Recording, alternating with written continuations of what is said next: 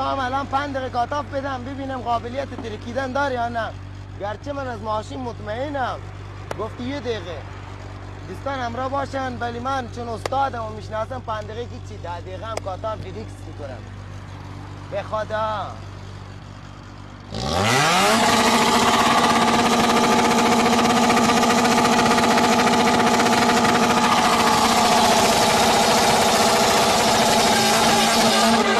بسه دیگه، بسه.